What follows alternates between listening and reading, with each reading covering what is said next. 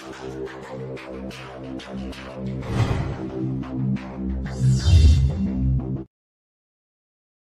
इस वीडियो में हम देखेंगे कि एंट्रोपी क्या है और एंट्रोपी चेंज को किस तरीके से आपको डील करना है न्यूमेरिकल्स को सोल्व करते वक्त। तो चलिए सबसे पहले ले लेते हैं एंट्रोपी की डेफिनेशन। एंट्रोपी जो है, entropy is a thermodynamic state quantity that is a measure of randomness और disorder of the molecule of the system.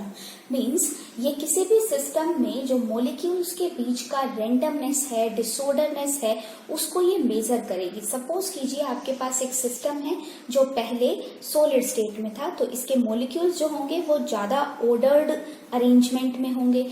जैसे ही वो लिक्विड स्टेट में आएगा तो मॉलिक्यूल्स जो हैं वो अब क्या होंगे, डिसऑर्डरनेस के अरेंजमेंट में आ जाएंगे, या आप ऐसा बोल सकते हैं कि वो ज्यादा फ्री हो जाएंगे, वहां रेंडमनेस इंक्रीज होगी। तो इस केस में जैसे कि आप सॉलिड से लिक्विड में जाते हैं या लिक्विड से आप गैसीय स्टेट में आते हैं, तो आपकी एंट्रोपी या आप बोलेंगे कि रेंडमनेस जो है वो इंक्रीज होती है।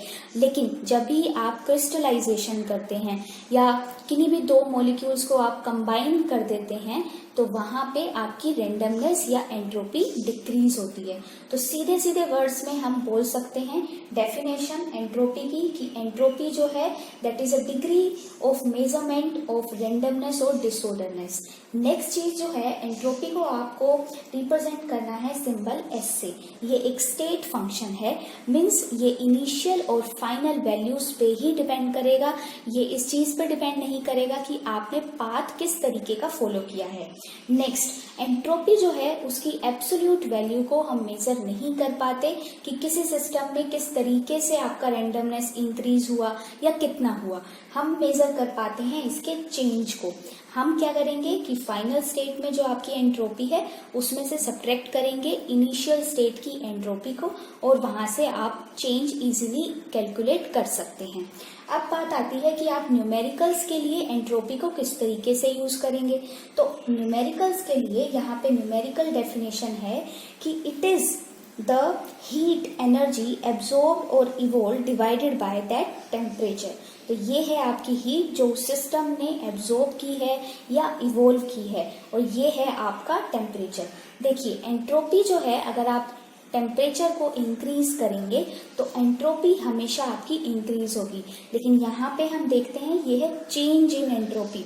तो चेंज इन एंट्रोपी जो है वो आपका हाई टेम्परेचर पे कम देखने को मिलता है as compare to at lower temperature. तभी यहाँ पे आपको ये रिलेशन देखने को मिल रहा है कि change in entropy is inversely proportional to temperature, right. Next जो इसकी यूनिट है आपकी वो होगी जूल पर केल्विन या कैलोरीज पर केल्विन, क्योंकि हीट जो है उसे हम जनरली जूल या कैलोरीज में काउंट करते हैं, और आपका टेम्परेचर होगा केल्विन स्केल पे।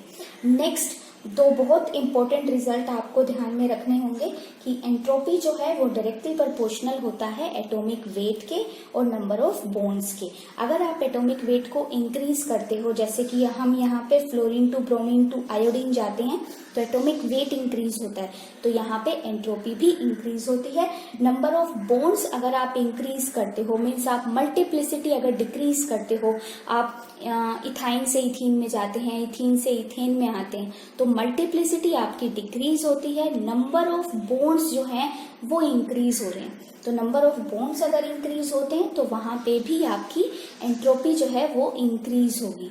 सो students, if you like this video, please like, share and subscribe our channel, and for more discussion you can join our Facebook group. The link is given in the description box. Thanks for watching.